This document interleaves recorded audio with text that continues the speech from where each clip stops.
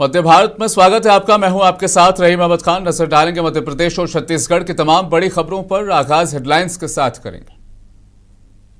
सुर्खियों को पेश करने में ताउन किया है डॉक्टर ऑर्थो ऑयल के साथ साथ डॉक्टर ऑर्थो कैप्सूल्स साथ लेना ना भूलें। छत्तीसगढ़ विधानसभा मानसून सेशन का आगाज। तीजन बाई को दी गई श्रद्धांजलि। सदन ने लोक कला के स्वर्णिम अध्याय को किया याद।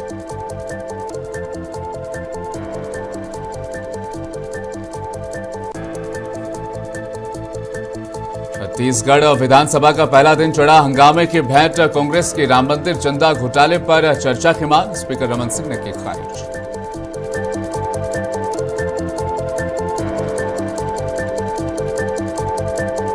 टेक्नोलॉजी हब बनने के राह पर मध्य प्रदेश। टेक ग्रोथ 3.0 में सीएम मोहन यादव शामिल।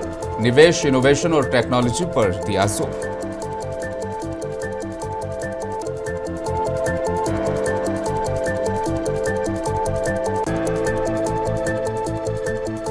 दतिया उपचुनाव के लिए सीएम और नरोत्तम मिश्रा के साथ नामांकन दाखिल करने पहुंचे आशुतोष तिवारी। कांग्रेस के घनश्याम सिंह से होगी कड़ी टक्कर।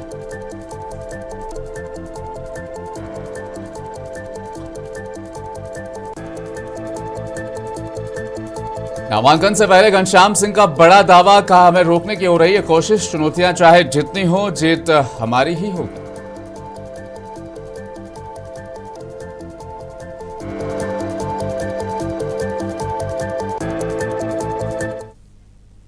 छत्तीसगढ़ विधानसभा के मानसून सेशन 13 जुलाई से यानी आज से शुरू हो गया है। आज पहला दिन लोक कला की महान साधिका पद्म विभूषण डॉक्टर तीजन बाई को श्रद्धांजलि के साथ शुरू हुआ। सदन ने उनके निधन पर गहरे दुख का इजहार करते हुए 2 मिनट का मौन रखा और बाद में कार्रवाई को 5 मिनट के लिए स्थगित कर दिया गया। श्रद्धांजलि प्रस्ताव पर बोलते हुए सीएम विष्णुदेव साय ने कहा कि तीजन बाई ने पंडवानी की कापालिक शैली को नई पहचान दिलाई और अपनी कला से छत्तीसगढ़ को लोक संस्कृति को ग्लोबल मंचों तक पहुंचाने का काम किया। उन्होंने कहा कि कठिन सामाजिक हालात के बावजूद तीजन बाई ने अपने संघर्ष और अपनी प्रतिभा के बल पर जो मुकाम हासिल किया वह आने वाली पीढ़ियों के लिए प्रेरणा बना रहेगा। उनके निधन से प्रदेश की सांस्कृतिक विरासत को नुकसान पहुंचा है। मुझे सदन को सूचित करते हुए अत्यंत दुख हो रहा है कि छत्तीसगढ़ की पंडवानी गायिका पद्म विभूषण तीजन बाई का दिनांक 5 जुलाई 2026 को निधन हो गया। तीजन बाई का जन्म 24 अप्रैल 1956 को ग्राम अटारी, जिला दुर्ग के पारधी परिवार में हुआ था। पद्म विभूषण से सम्मानित विश्वविख्यात पंडवानी गायिका एवं छत्तीसगढ़ की गौरवशाली लोक संस्कृति की अग्रदूत डॉक्टर तीजन बाई जी का 5 जुलाई 2026 को दुखद निधन हो गया। उनके निधन से छत्तीसगढ़ ने अपनी लोक संस्कृति का एक अनमोल रत्न खो दिया है। उनके जाने से कला और सांस्कृतिक जगत को अपूर्णीय क्षति हुई है। डॉक्टर तीजन बाई ने पंडवानी गायन की कापालिक शैली को अपनाकर उसे नई पहचान दी। उनकी प्रस्तुतियों में गायन, नृत्य और अभिनय का अद्भुत समन्वय देखने को मिलता था। पात्रों का सजीव चित्रण, उनकी ओजपूर्ण वाणी और स्वर का उतार चढ़ाव दर्शकों को मंत्र मुक्त कर देता था। सदन का पहला दिन इन महान हस्तियों के निधन के उल्लेख पर ही शुरू होता है। पड़ोस में भूपेश भाई जी हैं। बचपन के उनके साथ रही, वो हमें बार बार उनके किस्से सुनाया करते रहे और हम सब लोगों ने अपने अपने क्षेत्रों में बुलाकर उनको सुनना अपना सौभाग्य माना। पद्म भूषण और पद्म विभूषण सहित अनेक राष्ट्रीय और अंतर्राष्ट्रीय सम्मानों से अलंकृत होकर उन्होंने छत्तीसगढ़ का गौरव विश्व भर में बढ़ाया। उनके निधन से केवल छत्तीसगढ़ ही नहीं बल्कि संपूर्ण देश की सांस्कृतिक दुनिया में एक युग परिवर्तक लोक कलाकार को खो दिया है। उनका योगदान सदैव हमारी सांस्कृतिक चेतना को प्रेरित करता रहेगा। वो जनजाति छत्तीसगढ़ में है जिसमें हमारे पाटन ब्लॉक में गनियारी है, देव बलौदा है, अटारी है, सोरम है, रानी तरई है, सांकरा है। इन गांवों में पारधी जनजाति के लोग निवास करते हैं। मुख्य रूप से इनका काम चिड़िया का आखेट करना, चटाई बनाना, दातुन बेचना, इस प्रकार से कार्य ये लोग करते थे। बैल पालने के भी काम करते थे। बहुत विषम परिस्थिति में जिनका जन्म हुआ और अपने कर्म योग के माध्यम से कर्म योगिनी बनकर गरीबी को जाति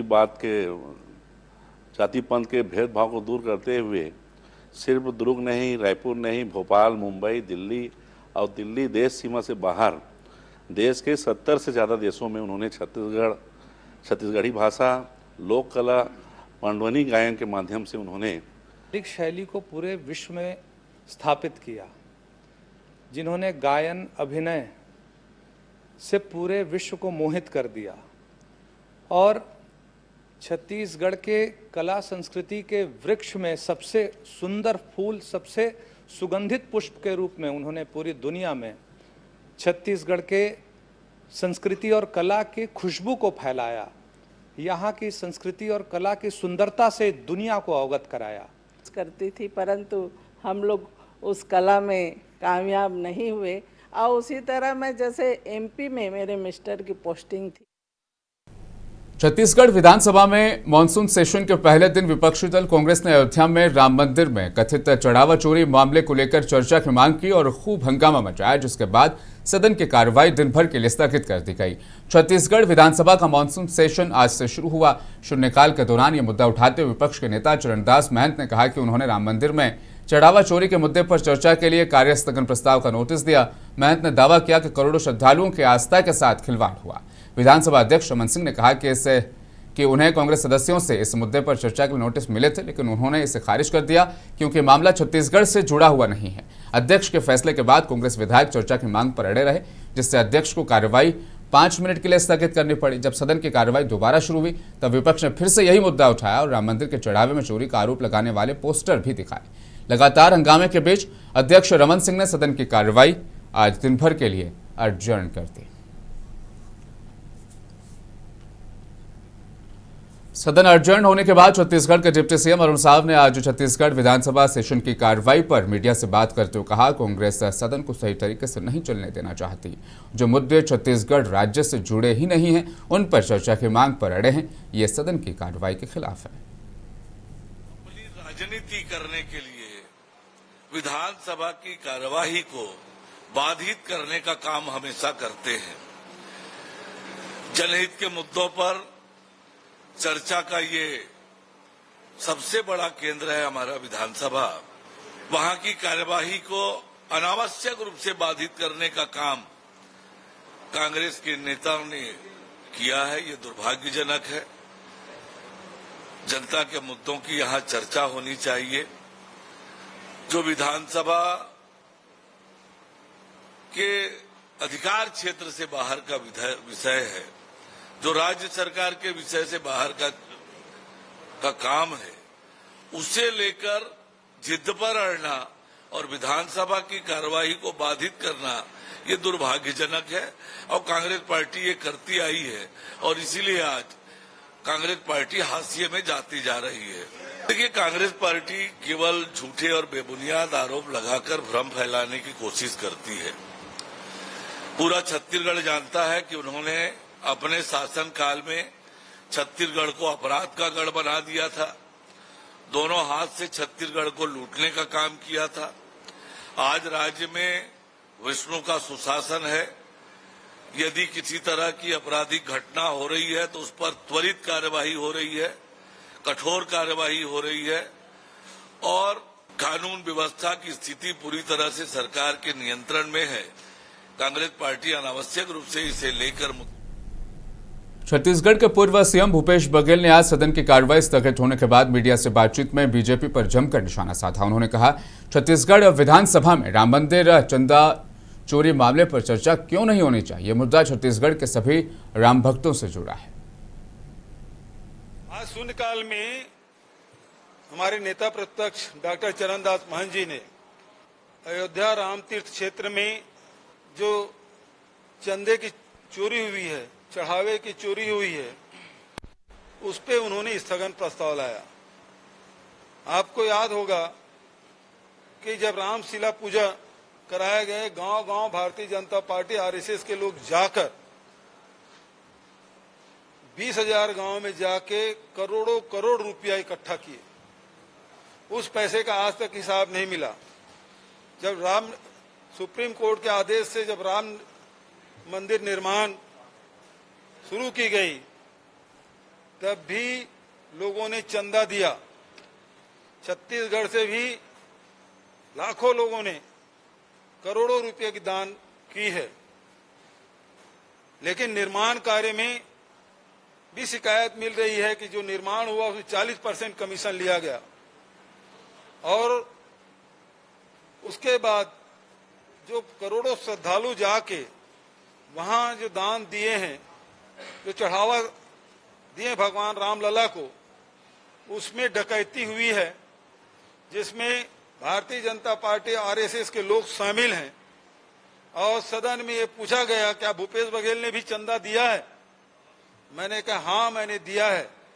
और मैं आपको बताना चाहता हूं, श्री राम जन्मभूमि तीर्थ क्षेत्र अयोध्या उत्तर प्रदेश, मेरा चेक क्रमांक है 110443, दिनांक 12/2/2021, और राशि दी गई है 1,21,000 रुपया।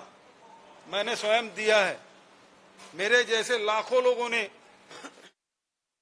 छत्तीसगढ़ विधानसभा अध्यक्ष डॉक्टर रमन सिंह ने कहा, विपक्ष जानबूझकर विधानसभा की कार्रवाई में बाधा डाल रहा है। जिन मुद्दों पर चर्चा होनी जरूरी है, जो मुद्दे जनता के हित से जुड़े हैं, उन पर अपोजिशन चर्चा नहीं होने दे रहा है। ये दुर्भाग्य है। ये हमारे छत्तीसगढ़ राज्य के लिए आज एक ऐतिहासिक दिन है कि आज तक के इतिहास में छत्तीसगढ़ ही क्या, छत्तीसगढ़ के समकक्ष जितने भी मध्यम राज्य हैं, उनमें आज तक के इतिहास में 5 नए मेडिकल कॉलेज की अनुमति एक साथ कभी नहीं मिली होगी। और आज माननीय मुख्यमंत्री श्री विष्णुदेव साय जी के नेतृत्व में, भारतीय जनता पार्टी की सरकार के नेतृत्व में अनुमति प्रदान कर दी है। और इसी शिक्षा सत्र से, जो मेडिकल का शिक्षा सत्र है 2026-27, उसमें 50-50 सीटों के साथ एमबीबीएस की कक्षाएं प्रारंभ हो जाएंगी।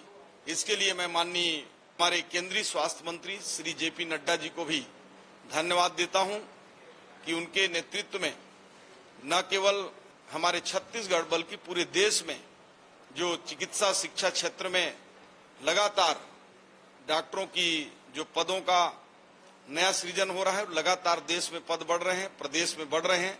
मेकाहारा का भी 20 सीट बढ़ा है और अब छत्तीसगढ़ एक मेडिकल हब के रूप में स्थापित होने जा रहा है। देखिए, एनएमसी ने शुरुआत में जो आवेदन फिल हुए थे, उस आवेदन में उन्होंने कुछ क्वारीज लगाई थी, उसको निरस्त नहीं किया था, वो समझने में फेर था। और जब फिर से हमारे मेडिकल एजुकेशन डिपार्टमेंट ने उस पर फिर से आवेदन किया, तो एनएमसी की टीम 1 सप्ताह के अंदर ही आई और पूरे परीक्षण के बाद 5 मेडिकल कॉलेज को इस वर्ष प्रारंभ करने के लिए उन्होंने उपयुक्त पाया। और आज जो हमारे नेशनल मेडिकल काउंसिल है, एनएमसी है, उन्होंने आज अनुमति प्रदान कर दी है। आज छत्तीसगढ़ के लोगों के लिए एक बहुत ही उत्साह भरा दिन है और प्रदेशवासियों को मैं बहुत बहुत बधाई और शुभकामनाएं देता हूं। माननीय मुख्यमंत्री जी का हृदय से आभार व्यक्त करता हूं और डबल इंजन की सरकार के साथ छत्तीसगढ़ विधानसभा के मानसून सेशन में कांग्रेस सरकार के खिलाफ अविश्वास प्रस्ताव भी ला सकती है। बीते दिन हुई कांग्रेस विधायक दल की बैठक में इस पर सहमति भी बनी। बैठक के बाद नेता प्रतिपक्ष डॉक्टर चरणदास महंत ने कहा था कि कांग्रेस को मौजूदा सरकार पर भरोसा नहीं है, इसलिए सदन में अविश्वास प्रस्ताव लाया जाएगा।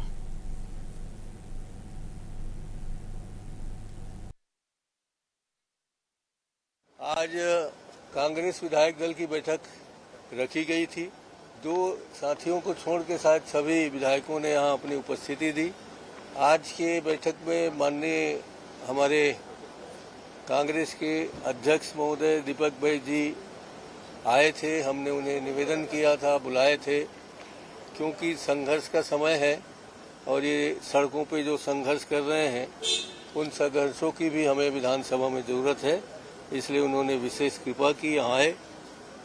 आज उनके 3 साल पूरे हो गए हैं, इसलिए हम सब विधायक साथियों ने उनको बधाई भी दी, उनका स्वागत भी किया और हम लोगों ने मिठाई भी बांटी। आज जिन बिंदुओं पर हम लोग चर्चा करना चाहते थे उसमें से प्रथम बिंदु तो ये है जो आप लोग कहीं कहीं से सुने होंगे कि हम सब कांग्रेस के विधायक दल इस सरकार के प्रति अविश्वास रखते हैं। इन्होंने प्रदेशवासियों का 3 करोड़ से ज़्यादा लोगों को धोखा दिया है। इन 2.5 साल में भी अपने वादों से मुकरे हैं। इनके राज्य में भ्रष्टाचार चरम सीमा पर है। इनके राज्य में जो लोग रहते हैं वो अपने आप को असुरक्षित महसूस कर रहे हैं। आज छत्तीसगढ़ विधानसभा के मानसून सेशन की शुरुआत से पहले विधानसभा अध्यक्ष डॉक्टर रमन सिंह की अध्यक्षता में कार्य मंत्रणा समिति की महत्वपूर्ण बैठक आयोजित की गई थी। बैठक में आगामी 5 दिवसीय सेशन की कार्यवाही, एजेंडा और सदन के संचालन को लेकर तफसीली चर्चा हुई। 13 से 17 जुलाई तक चलने वाले इस सेशन में सरकार और विपक्ष के बीच कई महत्वपूर्ण मुद्दों पर तीखी बहस हो रही है। विपक्ष जहां जनहित और कानून व्यवस्था जैसे मुद्दों पर सरकार को घेरने की तैयारी में है, तो वहीं सरकार अपनी योजनाओं और उपलब्धियों को सदन में मजबूती से रखने की रणनीति पर काम कर रही है।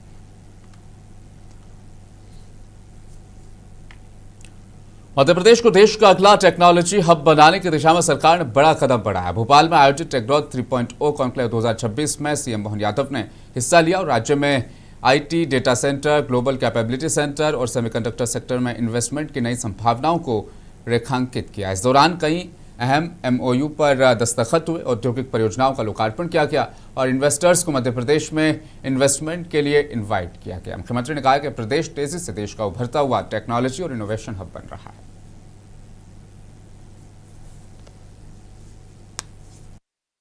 टेक्ग्रोथ 3 कॉन्क्लेव के आज तीसरे शुभारंभ के अवसर पर मुझे इस बात की प्रसन्नता कि इस कॉन्क्लेव में 51 प्रकार की अलग अलग गतिविधियां संपन्न होगी। इन गतिविधियों के माध्यम से लगभग 40,000 करोड़ के आसपास का निवेश और लगभग 35,000 रोजगार के अवसरों का एक मौका रहेगा। यह आयोजन मध्य प्रदेश को जीसीसी, सेमीकंडक्टर एवं डेटा सेंटर हब के रूप में स्थापित करने। दतिया विधानसभा क्षेत्र से उपचुनाव के लिए भाजपा के उम्मीदवार आशुतोष तिवारी ने सोमवार दोपहर को नामांकन दाखिल कर दिया। इस दौरान उनके साथ मुख्यमंत्री डॉक्टर मोहन यादव, नरोत्तम मिश्रा, जिनका टिकट यहां पर कटा है, जिला अध्यक्ष समेत अन्य नेता मौजूद रहे। नामांकन के दौरान भाजपा ने शक्ति प्रदर्शन भी किया और भाजपा कार्यकर्ता शामिल रहे। दतिया सीट से पहले उपचुनाव में उम्मीदवार के तौर पर भाजपा के वरिष्ठ नेता और राज्य के पूर्व गृह मंत्री नरोत्तम मिश्रा के नाम की चर्चा चल रही थी। यहां तक कि उन्होंने उपचुनाव की तारीख का ऐलान होने के बाद नामांकन पत्र तक ले लिया था, लेकिन भाजपा ने पूर्व संभागीय संगठन सचिव आशुतोष तिवारी को यहां से मैदान पर उतारा, जो आरएसएस बैकग्राउंड वाले नेता हैं और चुनाव लड़ने के बजाय संगठन के भीतर काम करने के लिए ज्यादा जाने जाते हैं। बताते चले, नरोत्तम मिश्रा 2023 के विधानसभा चुनाव में इसी सीट से हारे थे। सेट में फॉर्म जमा हुए। एक यहाँ की हमारी सांसद संध्या राय जी, जिला अध्यक्ष रघुवीर सिंह कुशवाहा जी, हमारे माननीय नरोत्तम मिश्रा जी और स्थानीय हमारे और प्रतिनिधिगणों के साथ 2 सेट जमा हुए। मुझे पूरा भरोसा है, पूरी ताकत के साथ अभियान जारी रहेगा। यशस्वी नरोत्तम मिश्रा जी ने बीते समय में दतिया में किया और कामों का परिणाम दतिया हमारी। दतिया उपचुनाव के लिए नामांकन दाखिल करने से पहले कांग्रेस उम्मीदवार घनश्याम सिंह ने बड़ा बयान दिया। उन्होंने कहा कि उन्हें चुनाव लड़ने से रोकने की कोशिशें की जा रही है। हालांकि उन्होंने भरोसा जताते हुए कहा कि तमाम चुनौतियों के बावजूद कांग्रेस पूरी मजबूती से मैदान में उतरेगी और जीत भी दर्ज करेगी।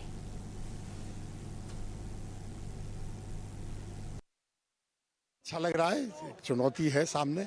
उपचुनाव है, उपचुनाव बड़ी चुनौती होती है क्योंकि शासन साम दाम दंड भेद सब इस्तेमाल करता है। लड़ेंगे और जीतेंगे।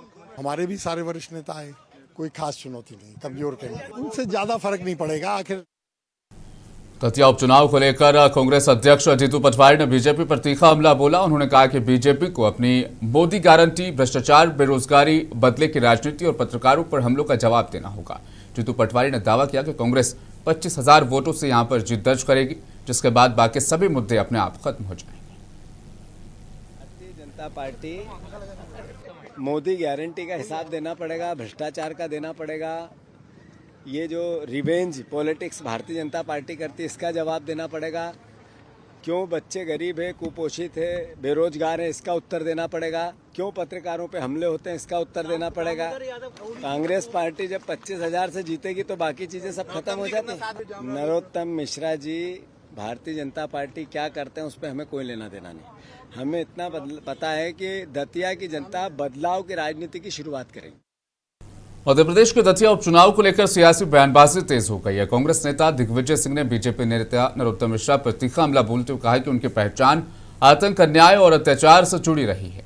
तो वहीं कांग्रेस उम्मीदवार घनश्याम सिंह की पहचान दतिया की जनता और क्षेत्र से है। दिग्विजय सिंह ने दावा किया कि इस उपचुनाव में जनता विकास और जनसेवा के मुद्दों पर मतदान करेगी और कांग्रेस के पक्ष में फैसला देगी। सिंह जी बहुत ही परिपक्व, शांत स्वभाव और जो विशेषताएं नरोत्तम मिश्रा जी में थी, आतंक, अन्याय, अत्याचार, उसके ठीक विपरीत है। वो किसी का बुरा नहीं सोचते, किसी बुरा करते नहीं हैं और शुद्ध रूप से एक सज्जन व्यक्ति हैं और पूरा समय लोग जनहित में बिताते हैं। इसलिए नरोत्तम मिश्रा होते तो, और ये नए उम्मीदवार हैं आशुतोष तिवारी, वो एक परिपक्व नेतृत्व को देना चाहिए और दतिया का रहने वाला होना चाहिए। ये रहने वाले भानेर के, वो थे अपने डबरा के, तो इसलिए स्थानीय व्यक्ति को टिकट दें और जिन जाना पहचाना चेहरा है और यही नहीं है, इनका पूरा परिवार से परिचित है और दतिया उन्हीं के नाम से जानी जाती है। अंतर के लिए मध्य प्रदेश के दतिया उपचुनाव को लेकर कांग्रेस ने जीत का दावा किया। कांग्रेस उम्मीदवार घनश्याम सिंह ने कहा कि पार्टी के कार्यकर्ता पूरी तरह से एकजुट हैं और उत्साह के साथ चुनाव मैदान में जुटे हुए हैं। उन्होंने विश्वास जताया कि जनता का समर्थन कांग्रेस के साथ है और पार्टी पूरी ताकत के साथ चुनाव लड़ेगी। घनश्याम सिंह ने दावा किया कि दतिया उपचुनाव में कांग्रेस भारतीय जनता पार्टी को हराकर जीत दर्ज करेगी।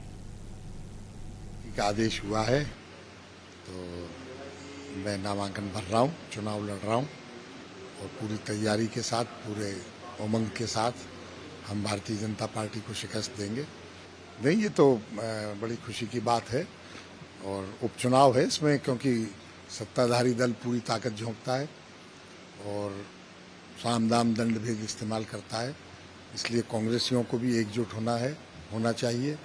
कार्यकर्ता एकजुट है, जोश में है और हमारे नेताओं का भी पूरा समर्थन है। वो समर्थन व्यक्त करने के लिए आ रहे हैं। ज़्यादा असर नहीं पड़ने वाला, क्योंकि उनके कार्यकर्ताओं को जो चोट लगी है वो बहुत गहरी है, तो इसलिए उनके कार्यकर्ता थोड़े बहुत कुछ संतुष्ट हो सकते हैं। काम भी करेंगे तो आधे मन से करेंगे और काफ़ी कार्यकर्ता तो विरोध करेंगे, कांग्रेस का काम करेंगे। नहीं, कम तो है। निर्वाचन आयोग ने भी बहुत जल्दी में प्रोग्राम जारी किया।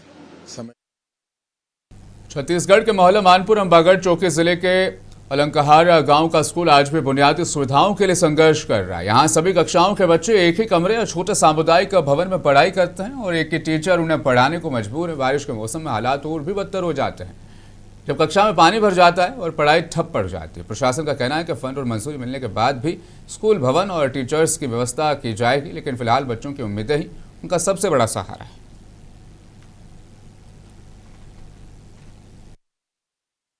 हमारे जिले में लगभग 176 विद्यालय एकल शिक्षक की हैं और यहाँ पे अपन लोग आदरणीय कलेक्टर मैडम के सहयोग से ट्विटर की व्यवस्था अतिशीघ्र कर रहे हैं और इसका प्रस्ताव हम लोग शासन को भेज दिए हैं और जैसे ही शासन से मांग हमें मिल जाएगी हम लोग तत्काल उस पर कार्रवाई करेंगे। बारिश के समय में तो पूरा पानी इधर उधर से होता है ना, तो यहाँ बैठने के लायक भी जगह नहीं रहता, बहुत ही दिक्कत होता है। अब कैसे होता है, देखो एक क्लास को पढ़ाते हैं, दूसरे बच्चे हल्ला करते हैं, चिल्लाते रहते हैं, तो दूसरे एक क्लास को पढ़ाते हैं, उसमें भी दूसरे क्लास के चिल्लाते हैं। पढ़ाने में बहुत सारा दिक्कत थी। नया स्कूल भवन तो अभी मध्य प्रदेश के मंडला जिले के पंगरी गांव की आदिवासी महिलाओं ने पारंपरिक खेती को बचाने की अनोखी पहल की। यहाँ महिलाओं ने एक बीज बैंक बनाया जहां पैसे नहीं बल्कि 50 से ज्यादा किस्मों के देसी और पारंपरिक बीज सुरक्षित रखे गए हैं। मिलेट क्वीन लहरीबाई से प्रेरित ये पहल किसानों को पारंपरिक फसलों की खेती के लिए प्रोत्साहित करने के साथ साथ आने वाली पीढ़ियों के लिए कृषि विरासत को भी सहेजने का काम कर रही है।